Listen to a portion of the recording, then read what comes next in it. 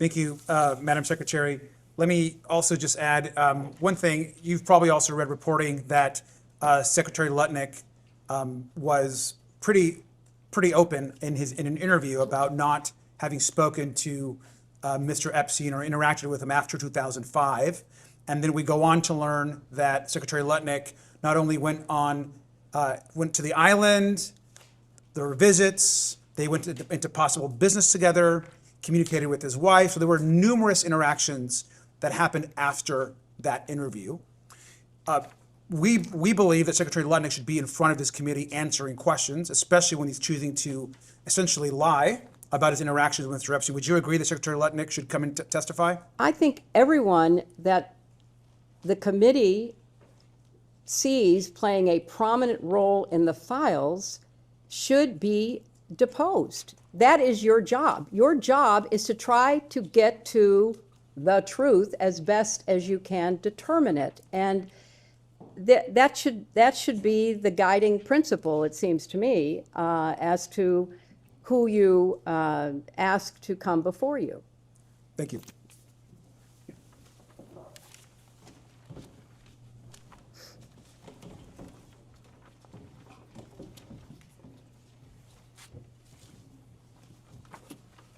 Hello, Congressman. Hello. Thank you, Secretary, for being here today. I'm going to ask you a few questions that might be a little redundant. That's but okay. Just to get on the record. Am I correct that you did not know at any point before Jeffrey Epstein's crimes became public that Epstein committed or facilitated sexual abuse of minors and young women? That is correct. And prior to Epstein's crimes becoming public, were you ever warned not to associate with him? Not that I recall. And you did not know at any point before Maxwell's crimes became public that she committed or facilitated sexual abuse of minors or young women? That is correct. And did anyone ever raise concerns to you about Miss Maxwell or warn you not to associate with her at any point? Not that I recall. Thank you. And you served as First Lady and U.S. Senator and Secretary of State. And so you met a lot of other heads of state, foreign dignitaries. And so at any point, did Jeffrey Epstein or Ghislaine Maxwell's names come up? Not that I recall.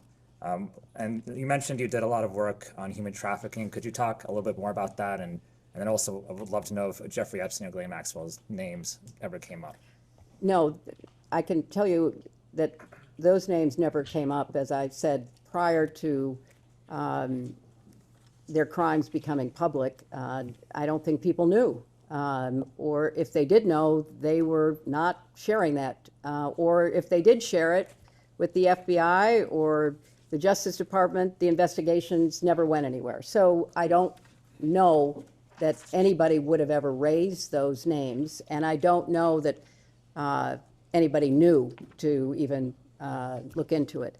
You know, as I said, the whole question of human trafficking, sexual slavery, forced labor, domestic violence, for the longest time were not even considered crimes. And it took a lot of effort on the part of many, many courageous people around the world to raise the visibility of these crimes and to actually change criminal law in many countries. You know, when I spoke in 1995 at the UN World Conference on Women in Beijing, that was one of the issues everyone was struggling with. Domestic violence was considered cultural, not criminal. Sexual slavery was just something that happened. You know, young women were forced into prostitution. All of this was certainly known and was something that had gone on for, you know, centuries, thousands of years. But there became finally enough outrage and organizational impetus to begin to try to change that. And that's what I worked on when I was First Lady, because I really became aware as I traveled to Asia and Africa, even Eastern Europe, particularly after the fall of the Soviet Union, what a big criminal network was operating around the world to traffic people. And obviously we're here focusing on what happened to, you know, girls and women with being sexually abused, but it's also true that people were forced into labor in mines and fishing boats. I mean, this was a phenomenon that finally was getting attention. And we worked very hard to raise visibility. I mentioned the law that was finally passed in our country in 2000. There was also something called the Palermo Protocol, where nations came together to pledge themselves to change laws, to implement enforcement against trafficking. So it's been a long struggle, but we've tried to focus on preventing it, prosecuting it, and protecting the survivors, and we've made progress. But obviously, we're here today talking about crimes that still are happening even in our own country. I know the public wants names to be named, and I know this is a difficult question for you given your lack of a relationship with Epstein or Maxwell, but are there any names that you think we should be talking to at this point that haven't been out there already? I don't know any more than you do as to what's being exposed in the files. I saw where Congressman Massey stood on the floor the other day and said that he named 3 people, as I recall, that should be investigated. But there's a long list of people who may, even if they did not do something themselves wrong, because of their association with Epstein, might have credible information for your committee. And final question, you've expressed a desire for this hearing to be public. I just love to hear sort of an explanation for why. Look, I think sunlight is the best disinfectant. I think as much as we can do in public, we should do. And I've testified before Congress many times, before you were there, and it was always in public. I mean, that's what we did. I testified, and I was on the other side of the table asking questions in public, except for something that was classified that couldn't be in public.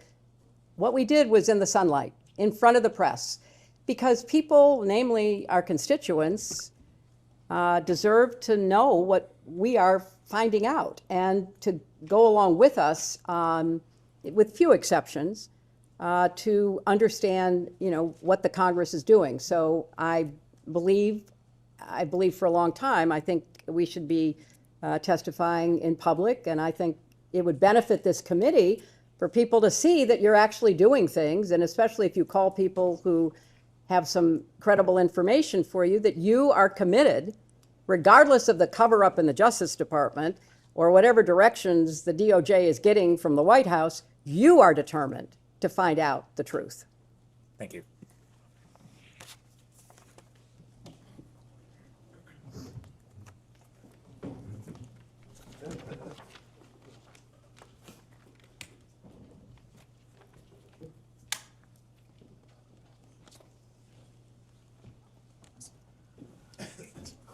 Hello, Congressman.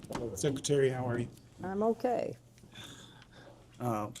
First and foremost, thank you for being here. Thank you. Secondly, as an attorney, I know sometimes things are done differently in DC, but when an agreement is made and our word is given, it should be kept. I agree with that. And first and foremost, to get into the line of questioning that I had, on November 12th of last year, Oversight Committee Democrats released emails that were obtained from the estate of Jeffrey Epstein. In one email from 2011, Epstein said to Ghislaine Maxwell that President Trump was, quote, that dog that hasn't barked, end of quote, and that an unnamed victim, quote, spent hours at my house with him, end of quote. In another email from 2019, Epstein wrote that, quote, of course he, referring to President Trump, knew about the girls as he asked Ghislaine to stop.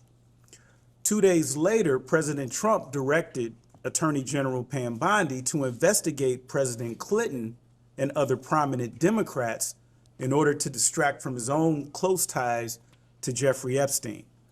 I'll mark as Minority Exhibit B a True Social post from Donald Trump dated November 14th, 2025.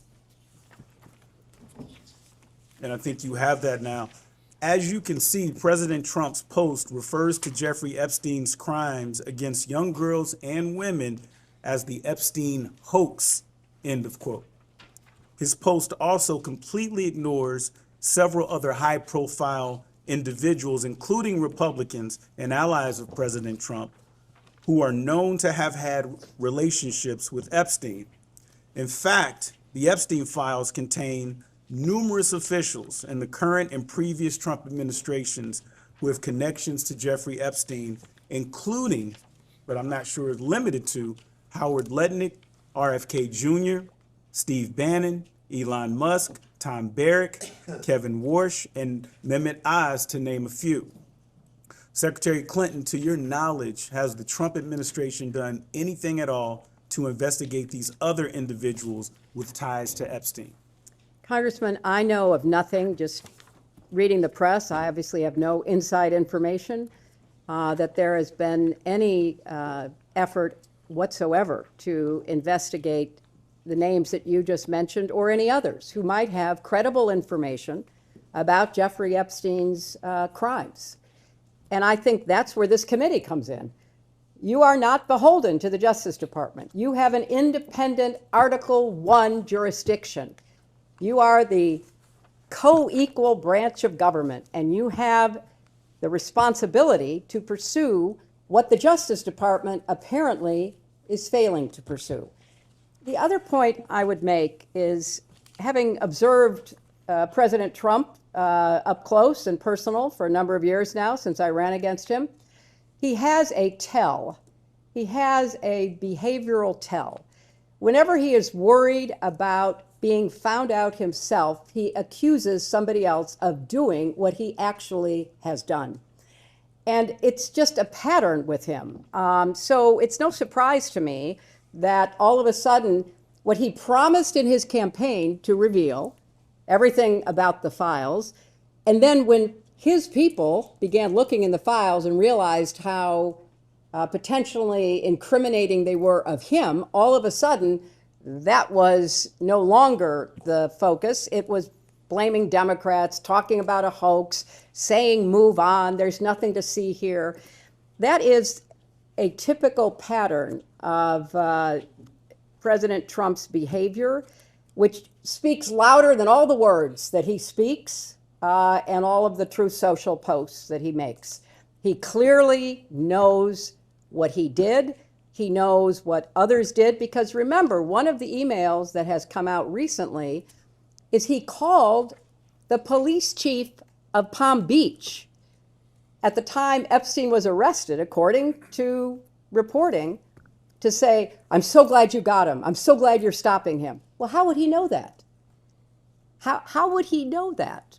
So there is so much to be uncovered here rather than being covered up. And it really, in addition to the specific information that could be gotten and the accountability that could be achieved, it would restore trust. And, you know, the American people are not dumb. They're watching this. They're seeing this. They're following this. And it's just one more example of, you know, us not doing the kind of work that would build trust in finding out, you know, the truth, not just for the victims and survivors, but for the American public. I just have a couple quick questions. Howard Lutnick recently went so far as to lie about his close connections with Jeffrey Epstein, but the truth came out with the release of the files. Secretary Clinton, is Howard Lutnick still employed as the Secretary of Commerce in the Trump administration? So far as I know. Secretary Clinton, in your opinion, why has Donald Trump ignored these other prominent figures who had close ties to Epstein? I can't speculate on that, Congressman. I think it's a worthwhile question to ask, and I think it certainly should be asked by this committee. And lastly, in light of everything, not just what I think was an embarrassing leak earlier, do you believe your deposition today is a good faith exercise? I can't conclude that. I think all the information, such as it is, that I have could have been delivered in a sworn statement, could have been delivered in written interrogatories. So I'm not going to speculate about the committee's intentions here. But, you know, a former member of this committee someone with whom I doubt I have very much in common, Marjorie Taylor Greene, said that Trump put pressure on Bondi not to release the files. And if I recall, she was one of the votes for the Transparency Act, and she and others, including other members of this committee, were hauled into the White House and taken to the woodshed. And so I believe she may be a source of information about, her own experience, demonstrating clearly that this White House does not want the Justice Department to release the files that might in any way incriminate President Trump. Thank you, Madam Secretary.